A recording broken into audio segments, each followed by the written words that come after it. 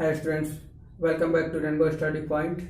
आज हम लोग पोलिनोमियल पढ़ेंगे और इंट्रोडक्शन चल रहा है हमारा। तो सबसे पहले हमारा टॉपिक है बहुपद के मान और बहुपद का शून्य, ये हम लोग समझेंगे। तो चलिए देखते हैं बहुपद का मान। यदि पी एक्स घात एक्स ग्रेटर देन 0 का एक बहुपद है तो वास्तविक संख्या x बराबर a रखने पर जो मान प्राप्त होता है उसे x बराबर a पर बहुपद का मान कहते हैं। तो ये कुल बातें जो हैं एग्जाम्पल से स्पष्ट हो जाएंगी, देखेंगे। जैसे पी एक्स बराबर x square plus 2x minus 8, ये आपका बहुपद है। तो इस बहुपद का मान क्या होगा? तो जो भी मान प्राप्त होगा, कोई ना कोई x का मान कोई वास्तविक संख्या रखने पर ही इस बहुपद का मान प्राप्त होगा। तो हम यहाँ पर x का मान कोई एक वास्तविक संख्या ले लेते हैं, x बराबर 3 रखने पर तो p, और यहाँ पर क्या रखेंगे? अब x का मान रख चुके हैं 3, फिर यहाँ पर x दिख रहा है 3 लिखेंगे, इसका स्क्वायर प्लस 2 इंटू एक्स यानी 3 माइनस 8। अब 3 का स्क्वायर 9, द्वितीय 6 और माइनस 8। अब इसको जोड़ेंगे 9 और 6 15 घटाव 8, और 15 में घटाव करेंगे 8 तो कितना हो जाएगा? 7। तो P3 बराबर 7 आ गया। अतः हम कह सकते हैं इसलिए x बराबर 3 पर बहुपद x square plus 2x minus 8 का मान बराबर 7 आंसर। तो इस तरह आपको समझ में आ गया होगा। कोई भी बहुपद हो और उस पर कोई एक एक्स का वैल्यू कोई रियल नंबर रख करके और सॉल्व करेंगे, जो वैल्यू प्राप्त होगा वही उस बहुपद का मान कहलाएगा उस वास्तविक संख्या के लिए। तो आगे अब देखते हैं बहुपद के शून्य। कुछ इसी तरह से है, ये भी इसमें थोड़ा सा डिफरेंस है, देखिएगा। कह रहा है यदि पी एक्स घात एक्स ग्रेटर देन 0 का एक बहुपद है तो चर राशि x का वह मान जो बहुपद का मान शून्य कर दे यानी 0 कर दे तो उसे बहुपद का शून्य कहते हैं। यानी सेम इसी तरह सॉल्व करेंगे और इस बहुपद का मान अगर 0 आ जाता है तो जिस वैल्यू पर रख करके उसको सॉल्व किए रहेंगे वही उसका शून्य होगा। तो ये एग्जाम्पल में देखेंगे।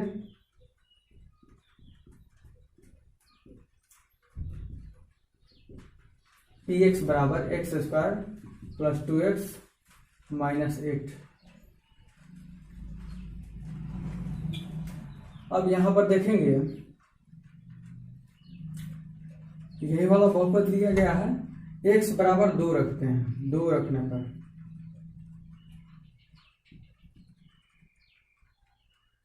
तो ये P2 यहां पर रखेंगे और फिर x स्क्वायर है तो 2 का स्क्वायर प्लस 2 इंटू एक्स यानी 2 माइनस 8। 2 का स्क्वायर 4, 2 दूना 4 माइनस 8। 4 और 4 कितना हो जाएगा? 8 और घटाओ 8 0। तो P2 का वैल्यू कितना हो गया? 0 हो गया। क्या कहा गया था यहाँ पर? कोई px बहुपद है और चर राशि x का वो मान जो बहुपद का मान 0 कर दे उसे बहुपद का शून्य कहते हैं। चर राशि x का वह मान जो बहुपद का मान 0 करे उसको शून्य कहते हैं। तो चर राशि का कौन सा मान इसको 0 किया है? 2। चर राशि का मान 2 को रखने पर बहुपद का मान 0 आ गया है, यानी इस बहुपद का शून्य क्या होगा? 2 होगा। इसलिए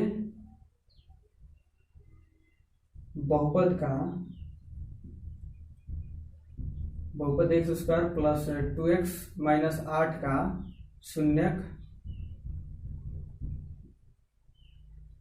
बराबर 2 आंसर। तो ये आपको समझ में आ गया होगा। आइए अब हम नेक्स्ट देखेंगे बहुपद के शून्यकों का ज्यामितीय अर्थ, यानी इनका ज्योमेट्री में क्या अर्थ होता है बहुपद के शून्यकों का। तो देखते हैं सबसे पहले रैखिक बहुपद या एक घातीय बहुपद के शून्य। तो एक रैखिक बहुपद px equal to X plus B. रैखिक बहुपद को एक्स प्लस बी से डिनोट करते हैं। ये स्टैंडर्ड रूप है रैखिक बहुपद का, क्योंकि यहाँ पर वेरिएबल एक्स का जो घात है 1 होता है और यहाँ पर ए 0 के बराबर नहीं होना चाहिए, बाकी अदर कोई भी संख्या हो सकता है। तो अगर y बराबर एक्स प्लस बी के लिए कोई एक आलेख खींचे तो आलेख क्या होगा, एक सरल रेखा होगा जो एक अक्ष को ठीक एक बिंदु पर प्रतिच्छेद करता है। और आलेख में कोई भी रेखा जितने बार एक अक्ष पर काटता है उसका शून्यकों का संख्या उतना ही होता है। तो चूंकि यह इसका आलेख सरल रेखा होता है और एक अक्ष पर एक ही बार काटता है तो इसके शून्यकों की संख्या भी क्या होगी, एक ही होगा। अब ये देखिए आलेख इस प्रकार से होगा, ये y अक्ष होता है y डैश और ये x अक्ष होता है। अब इसमें अगर कोई ग्राफ खींच रहे हैं, रैखिक बहुपद है, उसका ग्राफ खींचेंगे तो कुछ इस प्रकार से कटेगा। तो आप देख पा रहे हैं एक अक्ष पर कितने बिंदुओं पर कटा हुआ है, यह केवल एक बिंदु पर कटा हुआ है। तो इनके शून्यकों की संख्या कितनी होगी, 1 होगी। अब आगे देखते हैं द्विघातीय बहुपद के शून्यक। द्विघात बहुपद किस फॉर्म में होता है, x square plus b x plus c. ये द्विघात बहुपद का स्टैंडर्ड रूप है, जहां ए नॉट इक्वल टू 0 के लिए y बराबर x square plus b x plus c का आलेख खींचा जाए तो क्या होगा, परवलय होगा। तो परवलय कहने का मतलब कुछ इस प्रकार से आता है, वक्र रेखा आता है।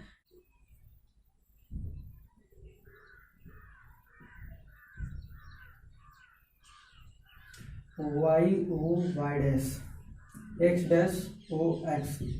अब चूंकि ग्राफ खींच रहे हैं तो इसमें ग्राफ कैसा प्राप्त हो रहा है, परवलय प्राप्त हो रहा है। तो परवलय कुछ इस टाइप का होता है या इस टाइप का होगा। तो आप समझ गए हैं इसमें का ग्राफ कैसा होता है। हाँ, और इसमें कुछ इसके अंतर्गत आने वाली टॉपिक है, उसको मैंने बारी बारी से लिखा है, देखेंगे। कह रहा है यदि आलेख एक अक्ष को 2 भिन्न बिंदुओं पर काटती है तो बहुपद x square plus b x plus c के 2 शून्यक होगा।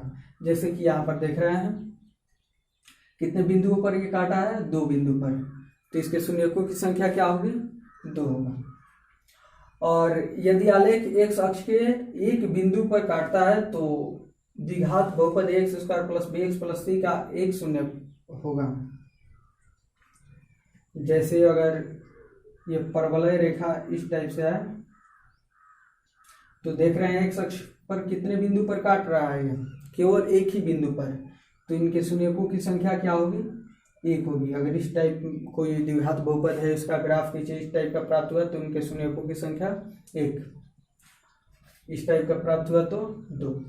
और कह रहा है यदि आलेख पूर्णतः एक्स अक्ष के ऊपर या नीचे हो, अर्थात आलेख एक्स अक्ष को कहीं पर भी नहीं काटता है, इस स्थिति में द्विघात बहुपद x square plus b x plus c का कोई भी शून्यक नहीं होगा।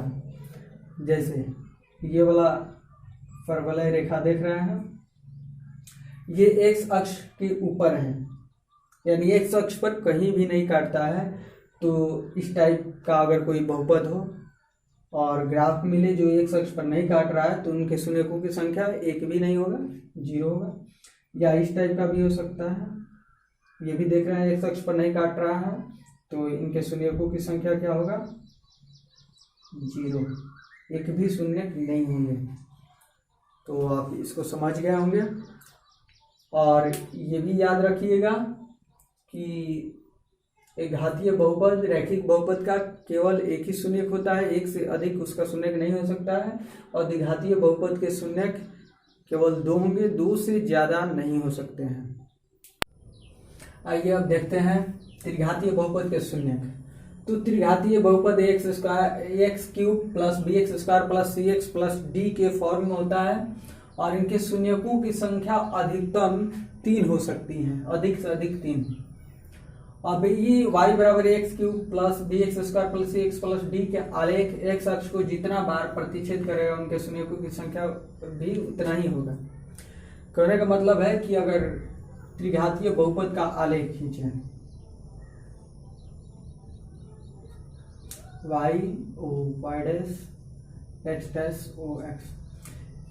तो इसमें जो ग्राफ है वो एक्स अक्ष को जितनी बार प्रतिच्छेद करेगा उनके शून्यकों की संख्या उतना ही होगा। तो ये कितना बार प्रतिच्छेद किया है? 3 बार। और ये भी ध्यान रखिएगा 3 बार से अधिक प्रतिच्छेद नहीं कर सकता है, क्योंकि त्रिघातीय बहुपद के शून्यकों की अधिकतम संख्या 3 होती है। हाँ, ये 2 बार प्रतिच्छेद कर सकता है।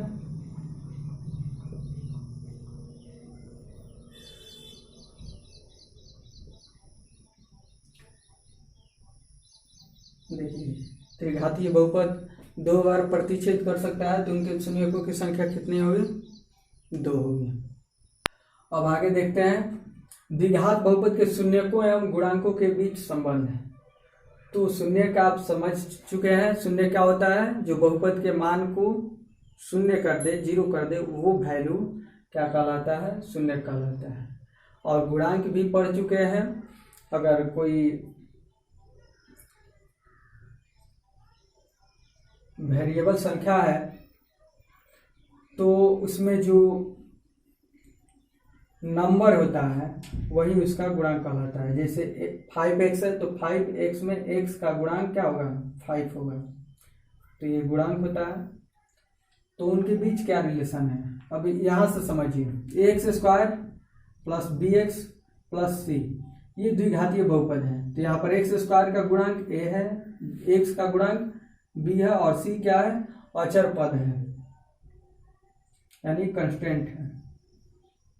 और इनके शून्यक तो आपको पता ही है, द्विघात बहुपद के कितने शून्यक होंगे? 2 शून्यक होंगे। 2 ऐसे वैल्यू प्राप्त होंगे जो इन x के स्थान पर उसका मान रखने पर वो क्या हो जाता है? 0 हो जाता है। तो वो शून्यक हमने माना, वो 2 शून्यक, एक अल्फा है और एक बीटा है। तो अल्फा बीटा और इनके गुणांक a, b और c के बीच क्या रिलेशन बनता है? तो वो देखेंगे शून्यकों का योगफल। तो जो शून्यकों का योगफल होता है वो इनके गुणांक से रिलेशन होता है इसका। तो देखेंगे -x के गुणांक बटा x² का गुणांक। शून्यकों का योगफल का गुणांक से क्या रिलेशन होता है? -x के गुणांक बटा x² का गुणांक। यानी शून्यकों का योगफल की बात करें तो एक शून्यक है अल्फा और एक बीटा, तो इनका योगफल अल्फा प्लस बीटा, और माइनस x का गुणांक। तो x का गुणांक यहाँ पर क्या है? b है, और x² का गुणांक, तो x² से किसमें गुणा किया गया? a। तो x² का गुणांक a, यानी शून्यकों का योगफल अल्फा प्लस बीटा क्या होगा? -b/a के बराबर होगा। आगे बात करते हैं शून्यकों का गुणनफल।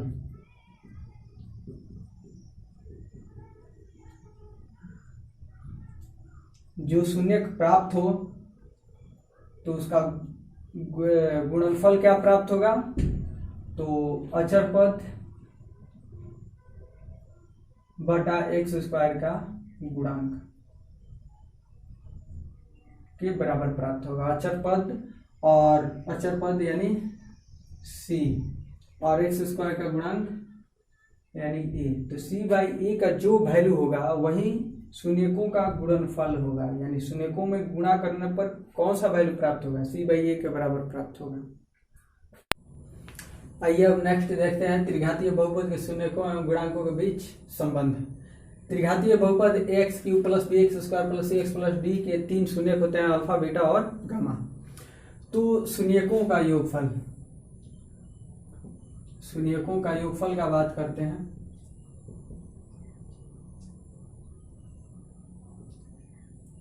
तो ये होता है -x² का गुणांक बटा x³ का गुणांक के बराबर।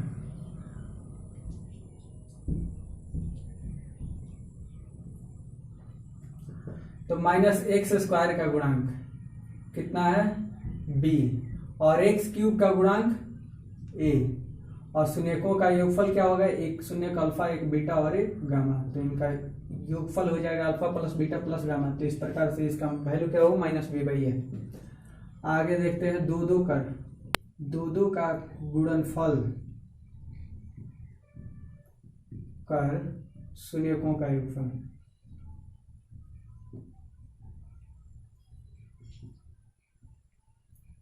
ये होता है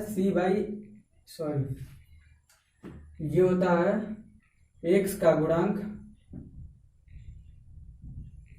बटा x क्यूब के गुणांक के बराबर है।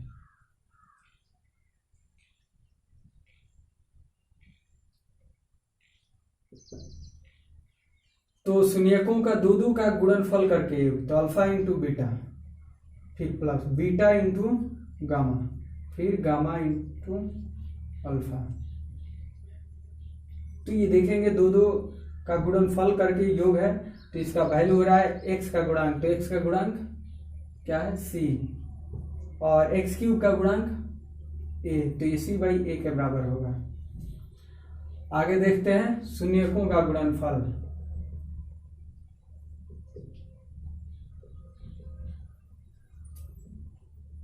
तो वो बराबर होता है माइनस अचर पद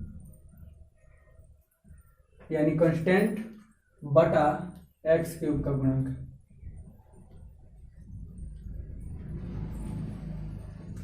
तो माइनस अचर पद,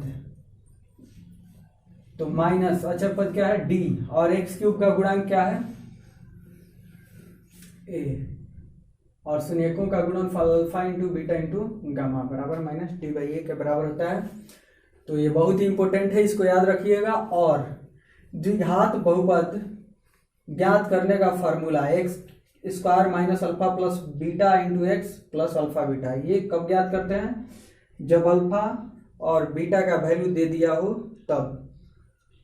इस फार्मूला से द्विघात बहुपद ज्ञात कर सकते हैं, या अल्फा प्लस बीटा का योगफल और अल्फा इंटू बीटा ये गुणनफल दे दिया हो तो भी इससे और आसान हो जाता है द्विघात बहुपद ज्ञात करना। त्रिघातीय बहुपद भी इस फार्मूला के माध्यम से ज्ञात करते हैं जब अल्फा बीटा और गामा का मान दे दिया हो, तो इस फार्मूला से ज्ञात कर लेते हैं। या शून्यकों का योगफल, दो कर शून्यकों का गुणनफल का योगफल और शून्यकों का गुणनफल भी दे दिया हो तो त्रिघात बहुपद को निकालना और आसान हो जाता है। तो ये आप याद कर लीजिएगा। मिलते हैं नेक्स्ट वीडियो में।